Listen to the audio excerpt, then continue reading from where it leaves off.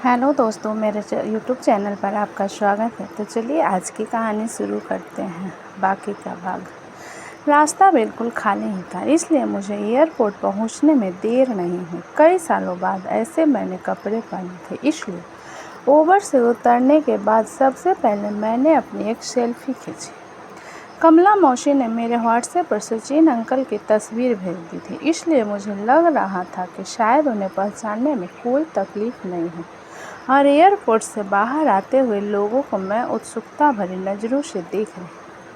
फिर मेरी निगाहें सामने से आते हुए एक आदमी पर पड़ी और अनजाने में ही मेरा दिल थोड़ा सा डोल उठा। करीब करीब 6 फुट लंबे गठीले शरीर वाले एक अधेड़ उम्र का आदमी मेरी आंखों में आंखें डालकर मुस्कुराता हुआ मेरी तरफ चला रहा था।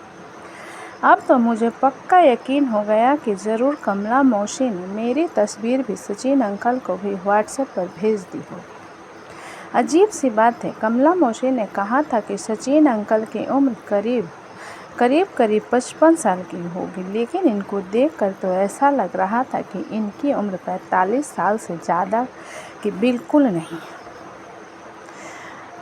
एकदम लेडी किलर जैसा लुक था। ऐसे आदमी को देखकर किसी भी लड़की के मन में ज्वार आना लाजमी था।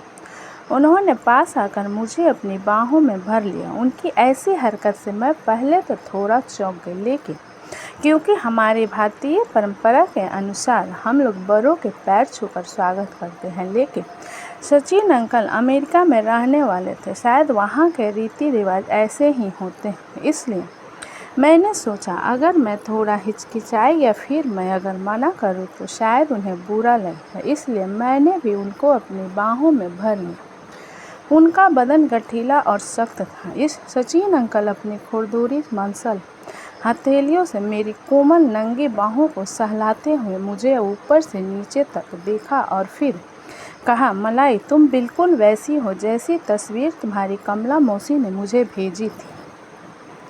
जवानी से भरपूर और बला के खूबसूरत। तब तक मेरा दिल जोर जोर से धड़क रहा था। न जाने क्यों अंदर एक अजीब सी उमंग महसूस हो रही थी। नतीजा यह हुआ कि जब हम लोग भी उबर में बैठे तो मैंने जानबूझकर दुपट्टा उतारकर बगल में रख दिया और मैंने गौर किया कि सचिन अंकल मुझसे बिल्कुल चिपक कर बैठे हुए हैं। मैंने इस बात पर कोई एतराज़ नहीं किया, उल्टे मैं भी उनके से चिपक कर बैठी रही। एयरपोर्ट से निकलते वक्त हमें थोड़ा बहुत ट्रैफिक जाम का सामना करना पड़ा। मैंने गौर किया कि सामने वाली गाड़ी में बैठा एक जोड़ा पिछली सीट पर बैठे आपस में चुम्मा चाटी कर रहे हैं। मेरे पेट के निचले हिस्से में गुदगुदी सी होने लगी और न जाने क्यों मुझे ऐसा लग रहा था कि अगर सचिन अंकल ने मुझे उबर के अंदर मुझे अपनी बाहों में भर कर चूमने की कोशिश की तो मैंने सोचा अगर ऐसा हुआ तो मैं मना नहीं करूँगी। खैर, एयरपोर्ट से घर आते वक्त सचिन अंकल सिर्फ मुझसे बातें ही करते रहे। वह अमेरिका के कुछ किस्से सुना रहे। मुझे यह तो याद नहीं कि वह क्या बोल रहे थे, लेकिन मुझे इतना ज़रूर याद है कि वह जोक मारते गए और मैं हंसती गई। यहाँ से कि जब हम तो घर में घुस रहे थे तब भी मैं हंस रही। मैं थोड़ा सचेत तब हुई जब कमला मौसी ने भी मुस्कुरा कर कहा, सचिन भाई, आपका स्वागत है। लगता है आते ही आपने मेरी लड़की को पटा लिया है। सचिन अंकल ने हंसते हुए कमला मौसी को अपनी बाहों में ले लिया। कमला मौसी भी बिल्कुल आंखें मूंद कर मुस्कुराती उनसे लिपट गए। यह देखकर न जाने मुझे थोड़ी जलन सी होने लगी, क्योंकि तब तक ऐसा लग रहा था कि मैं सचिन अंकल को काफ़ी दिनों से जानती हूँ।